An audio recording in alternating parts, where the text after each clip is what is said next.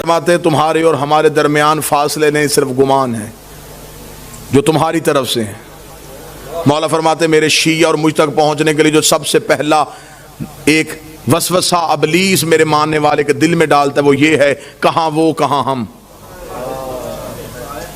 معصوم فرماتے یہ پہلا خیال ہے جو ابلیس اس کے ذہن میں ڈالتا ہے۔ مولا نے پھر اسی خیال کا جواب دیا۔ مولا نے فرمایا اگر تمہارا یہی معیار ہے کہ کہاں ہم کہاں تم ہم سے مل نہیں سکتے، اگر یہی منزلت ہوتی کہ تم ہم سے ملنے کی وجہ تمہارا اور ہمارے درمیان یہ ہوتا تو کبھی بھی ہم اپنی محبت تمہارے دلوں میں نہ ڈالتے۔ ایک شیعہ نے مولا سے توقیع میں پوچھا، اس نے کہا مولا میں ملنا چاہتا ہوں۔ مولا فرماتے ہم ملتے ہیں، تم پہچانتے نہیں ہو۔ اسے مولا کب ملتے ہیں؟ مولا فرماتے اکثر تم روتے روتے خاموش ہو جاتے ہو، تمہیں خبر ہے تمہیں وہ تسلی دینے والے ہم ہوتے ہیں، تمہیں وہ دلاسا دینے والے ہم ہوتے ہیں۔ امام سے ملنے کا رابطہ ہموار کیجئے، امام تک جانے کا تعلق دیکھیے۔ کسی باپ کا بیٹا گھر نہ آئے تو اسے نیند نہیں آتی، اور ہمیں خبر ہے کہ ہمارا امام زمانے میں موجود ہے۔ ہم میں سے کون ہے جو امام کو ڈھونڈنے کی کوشش کرتا ہے؟ اب ایک لمحے کے لیے یہ گفتگو سنجیدہ پہلو میں آئے گی، لیکن مجھے آپ سے 4 دن سے داد بھی لے چکا ہوں، دعا بھی لے چکا ہوں۔ یہ پیغام ہے اللہم صلی علی محمد و آل محمد۔ میں نے گھر کی مجلس میں بھی یہ گزارش کی تھی کہ کہیں ہمارا یہ امام کو بلانا کہیں یہ کوفے والا خط تو نہیں؟ خطوط تو کوفیوں نے بھی لکھے تھے امام کو بلانے کے لیے۔ ہمیں امام سے صرف امام کا انتظار نہیں کرنا، امام کے رستے کو ہموار بھی کرنا ہے۔ توجہ آپ صاحبان فرمائیں گے سرکار۔ ہمیں امام کا صرف انتظار نہیں، رستہ بھی ہموار کرنا ہے، امام سے ملاقات بھی کرنی ہے۔ امام نے تو اپنا ایڈریس بتا دیا کہ میں کب اور کہاں ہوتا ہوں۔ اب اس سے زیادہ امام کو کون شیعہ ہے جو کہے کہ مجھے اب ڈھونڈنے میں مشکل ہے؟ امام نے فرمایا ہفتہ والا دن مجھے ڈھونڈنا ہو تو مسجد کوفہ میں آنا، اتوار کو میں مسجد سہلہ میں ہوتا ہوں، سوموار کو میں بقیہ کی قبروں پہ ہوتا ہوں، پھر میں مسجد جمکران میں ہوتا ہوں، شب جمعہ میں کربلا میں ہوتا ہوں، جمعہ میں امیر المومنین کے حرم میں ہوتا ہوں۔ مولا فرماتے طواف کعبہ کرتے ہوئے کعبے پہ سیدھی بارش ہو رہی ہو اور مزاب رحمت سے پانی نیچے آ رہا ہو تو سمجھ لینا تمہارا امام طواف میں ہے۔ اب اس سے زیادہ آسان نشانیاں کون بتائے گا؟ امام خود بتا گئے کہ میں اس وقت میں یہاں ہوتا۔ پھر امام نے اگلی نشانی بتائی، امام نے کہا چل تو ہم سے محبت کا دعویٰ کرتا ہے نا، تجھے مجھ تک پہنچنے کی ضرورت نہیں، تو ہمیں بلا۔ اتنا امام کی موجودگی کا یقین رکھو کہ امام فرماتے ہیں کہ دسترخوان میں ایک فرد کی جگہ خالی چھوڑو۔ تمہارے گھر میں بچے پوچھیں گے جگہ کس کے لیے تو کہہ دینا ہمارا امام موجود ہے۔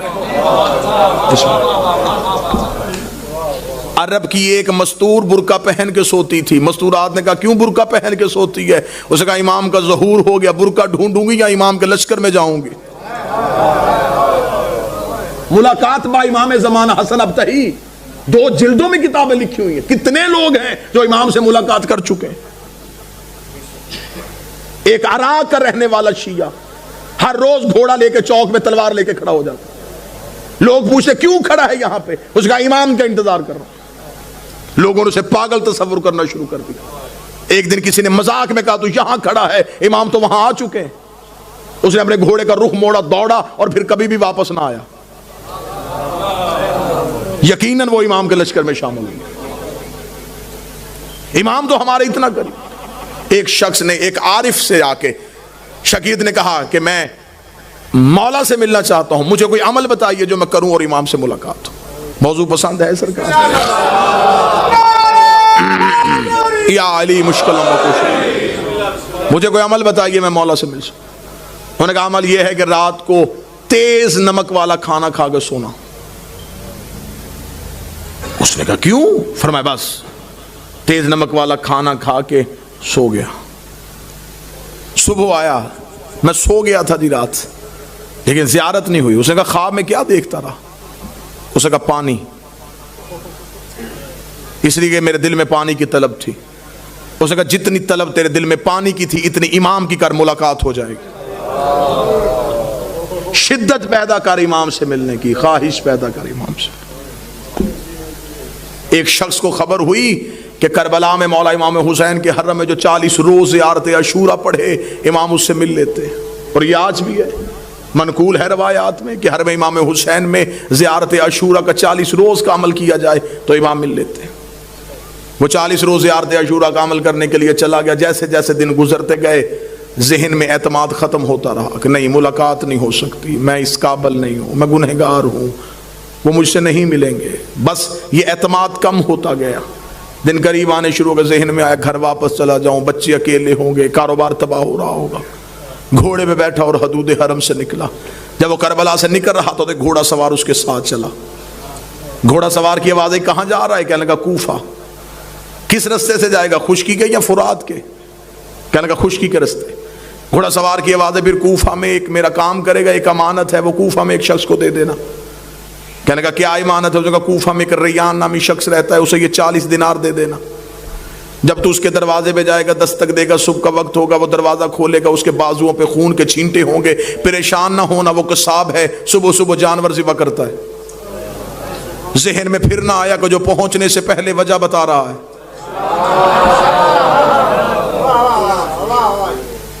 اور یہ مولا سے ملاقات کا عارفین کہتے ہیں کہ سب سے پہلا جو کام ہوتا ہے جب مولا سے ملاقات ہوتی ہے، سب سے پہلے دماغ کی سوچیں وہیں پہ رک جاتی۔ یہ حجت سے ملاقات کی سب سے بڑی نشانی ہے، دماغ وہیں پہ رک جاتا ہے۔ جب ملاقات ختم ہوتی ہے تو پھر وہیں سے شروع ہوتا ہے۔ اس لیے معراج کی رات ہر چیز وہیں کی وہیں رک گئی تھی۔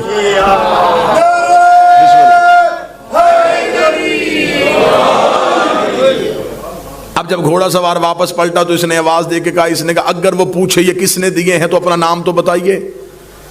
گھوڑا سوار کی آواز ہے کہہ دینا بقیہ نے دیے، میرے مالک کا ایک لقب ہے بقیت اللہ۔ چلا گیا، جا کے کوفہ میں صبح پہنچا، اسی قصاب کے دروازے پہ دستک دی، اندر سے وہی شخص نکلا، بازوؤں پہ خون کے چھینٹے۔ دیکھیں گے مجھے خبر ہے تو صبح صبح جانور ذبح کر رہا ہے۔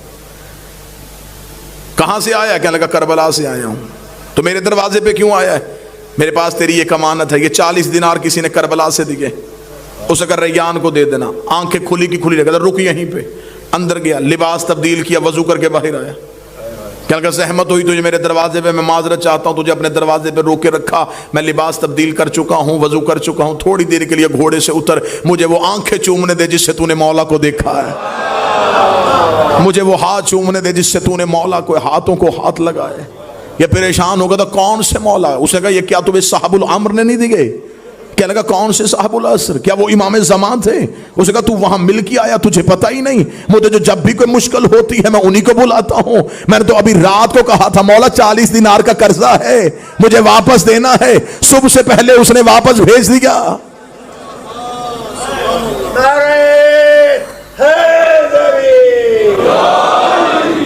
مولا فرماتے اتنا مجھ پہ یقین کرو، جب تمہارا یقین اتنا بڑھ جائے گا پھر تم اپنی مشکل کسی کو بتاؤ گے نہیں۔ اب یہ محبت کا معیار ہے۔ امام فرماتے میرے شیعوں مجھ سے رات کو سرگوشیاں کیا کرو، سرگوشی کیا تکیے کے سر رکھ کے اپنے دکھ مجھے سنایا کرو۔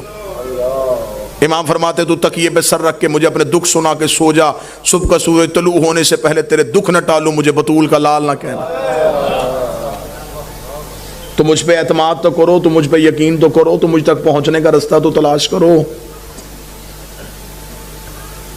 امام فرماتے ہیں میرا شیعہ وہ ہے جو میرا ظہور ہر روز مانگے، وہ ساری زندگی اس کی حالت ایسی رہے جیسے اس کی کوئی چیز گم ہو چکی ہے اور وہ اسے ڈھونڈ رہا ہے۔ شیعہ بھی اور اسے یہ بھی پتا ہو کہ میرے وقت کا امام کہیں نہ کہیں خون رو رہا ہے،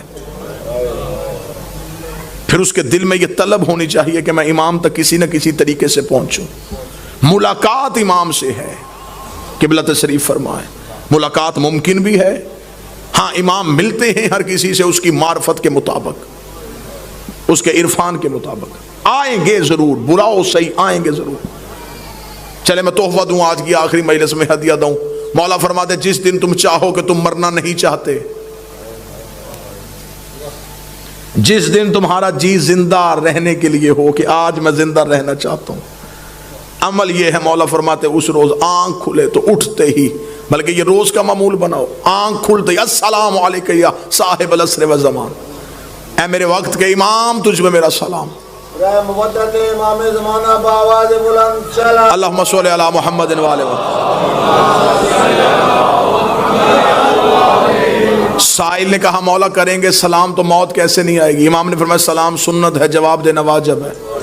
तुम सलाम करोगे वो जहां भी है वापसी में जवाब देगा अलैका सलाम। जब वो कह दे सलामती हो तो फिर मौत कैसे आ सकती? अब इमाम तक पहुंचने का रास्ता किसने तय्युन करना है? जब हुज्जत मौजूद हो तो फिर हमें गैर के दरवाजे पे झुकने की जरूरत ही नहीं रहती। सरकार अब हमारा इमाम तक पहुंचने का एक ही जरिया है, अपने तवक्कल को बुलंद कीजिए, अपने एतमाद को बेहाल कीजिए, यकीन की मंजिल पे आइए और ये यकीन रखिए कि हमारे वारिस मौजूद है, हमारे इमाम हमें देख रहे हैं। जब ये यकीन आ जाएगा ना कि इमाम मौजूद भी हैं, देख भी रहे हैं, फिर गुनाह कौन करेगा? जो बेटा बाप के सामने सिगरेट नहीं पीता, जब उसे ये ज़हन में हो कि मेरा इमाम मौजूद है, फिर वो गलती कैसे करेगा? लेकिन हमने अपने अंदर से वो यकीन ख़त्म कर लिया है। हम समझते हैं कि इमाम है, बस आ जाएंगे, आके हमारा भी इंतकाम लेंगे, अपना भी इंतकाम लेंगे। नहीं, इमाम को ऐसे नौकर नहीं चाहिए। इमाम को ऐसे चाहिए जो आज भी इमाम के इश्क में वैसे खड़े हों जैसे इमाम के क़याम पे खड़े होना है। हम ज़हूर के बिल्कुल करीब हैं और ये जो आज छोटे छोटे मसले मसाइल, ये मसला वो मसला, ये मसला वो मसला, ये मसले नहीं हैं, ये इमाम का छान बरीक हो रहा है।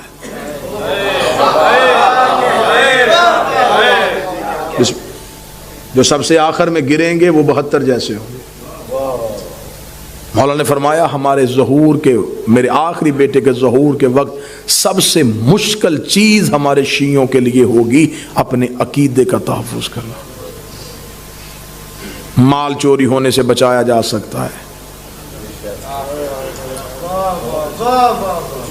और अकीदा चोरी होने का ख़तरा इसलिए भी ज़्यादा हो जाता है जब चौकीदार ही चोरों से मिल जाएं। अकायदे हक्का का तहफ़्फ़ुज़ करना।